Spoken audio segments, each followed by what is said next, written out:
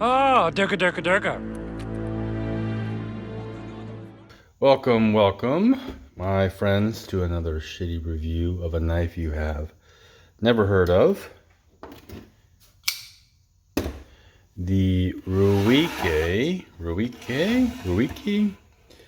P865. So, why am I talking about this knife? Well, it's a very light knife, 2.5 ounces. It's very skinny, and I don't have very many knives like this. I'll show you a couple, but there's another important piece here, which is I bought this thing for 25 bucks, and you know I'm a sucker for cheap 14C28 and knives. That's my go-to. So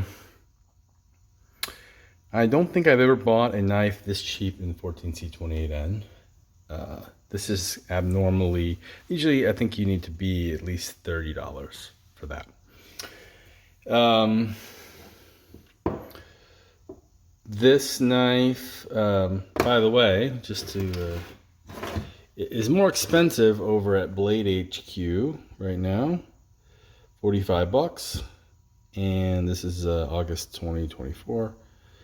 Same over here with Amazon, at Amazon, 45 bucks.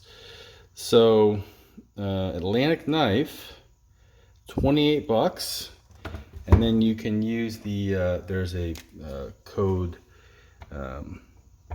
price drop 5.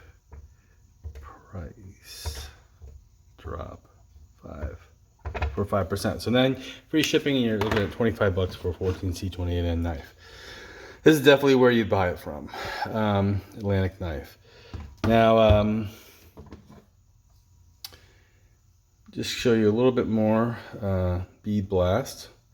I hate billboarding, as I typically complain about, but this isn't the worst. It is on both sides, which is unfortunate. I like it when they leave me at least one nice clean blade side. Some other things about this it's got Warncliffe blade, it's pretty thin. I believe it is, for those who care, it is 0.12 inches or 3 millimeter width. So it's pretty thin. It's quite thin actually, but it doesn't feel flimsy. Feels like you could use small to medium duty stuff. Now, only right-handed, because you can't reverse the pocket clip, and it only has the thumbs on this side. Its action is okay. It is on bearings. I did not realize that. Make a note of that. Bearings. I don't know if I have any other knives on bearings. That's not something I normally check, and I'm sorry, an idiot. It is on washers. Excuse me. No. It is on washers, and that's unusual in this day and age, because most knives are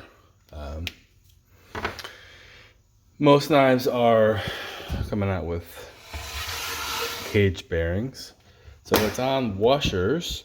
And I took this thing apart and cleaned it and then oiled it. I also attempted to dye these blue and black scales purple without really any success. I was just hopelessly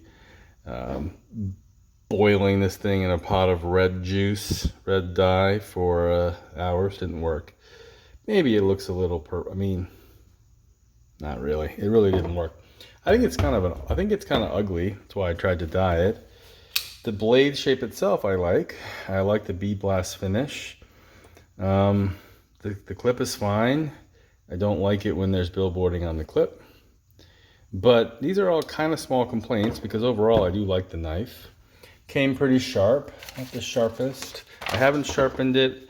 I did strop it, and it's pretty good. It doesn't cut quite as cleanly as some other knives I've gotten, but overall it looks like it's pretty even and it's fine. But you know what I like about this knife is it's the summer, and it's I wear shorts and I don't want to have some big knife weighing down my pocket. So it fits the bill. Now a little bit more on the size of it. The knife that I have, which is the closest in size, is the Kershaw Launch 8. And it is it's quite similar. But, you know, this is a really different knife. If you also wanted to see against the Spyderco PM3, or in this case, the clone, which I will be using from now on because I destroyed my Spyderco PM3 lightweight because I was trying to take it apart and then I just didn't give a shit and drilled the hole out. It's really hard to get it out. One more thing why this knife sucks. I will be selling this, but I actually tried to buy this knife for parts and not realizing that everything about these knives, everything about the knives is fine. I was trying to put a PM2 blade into a a PM3 lightweight blade into a PM3 regular body, and that part is fine, but there's another part about the blade, this OK knife blade doesn't fit. It's actually it's hollowed out in the middle where the pivot goes through, and so all the spacing is off. Anyway, I digress. This is what it looks like against the PM3. So it's a similar handle length, but obviously much skinnier, and overall it is longer. So with that silly Spidey hole, it's like half the height. The you know, they made this choice, I think that's kind of interesting. The thumb stud is only on the one side, and you know, the same with the you can't reverse the pocket clip, but that's kind of nice, and it lets it be nice and low profile, and they only have to do this cutout here to give you the space. It's not very great action. This is as good as it can be. This is at the optimal pivot tightness. I Loctited it and with oiled up, and this is what it looks like. So this is what you should expect. The best it's going to be. It's also a little bit uncomfortable. If you read some reviews, you'll see people complain about this. This is a small thumb stud in keeping with the rest of it being small.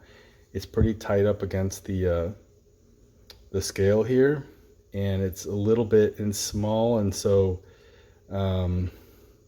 it's not the most comfortable thing. This is not a knife for fidgeting. This is a knife for using, because it's fine to, if you need it, pull it out of your pocket and open this. If you're not flicking it open 100 times, it's not going to bother your thumb. It's fine. And with the closing action, if you can close it with one hand and open it with one hand, that's the litmus test.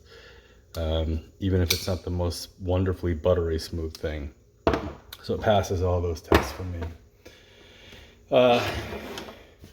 So I like it. Bringing back a little bit of just comparison material here. People compare this knife to the CRKT CEO, which is $45. If you're buying these two knives at Amazon, interestingly, they're the same price. But you know, and I've never handled this knife, so you need to take what I say with a grain of salt. But purely by specs, if you take a look at the specs of this, of the CRKT CEO, we've got blade steel. I'm going to take the Ruike. The finish is satin. I'd take the bead blasted. The length 3.1 inches, too short for me. This is a nice, I like blades around this size. And then 2.1 ounces, it's a little bit lighter, but to me, it's not a big deal. And then also these are FRN scales, which I can't stand. And here's Exhibit A, your Spyderco lightweight, and here's G10 on the Ruike. So this to me, 25 bucks. I mean, again, $25 shipped, 14C 28N lightweight knife, practical knife to use, to carry around with you. For me, it's carrying around in the summertime. It's not fun to fidget with. It's just there to be used with a decent steel, presumably a decent heat treat. And so 25 bucks, I'm not sure you can do better than that, because I'm not sure you can get another 14C28N knife. Maybe you can on AliExpress, but on regular American websites, not sure about that. All right, well, congrats for making it through.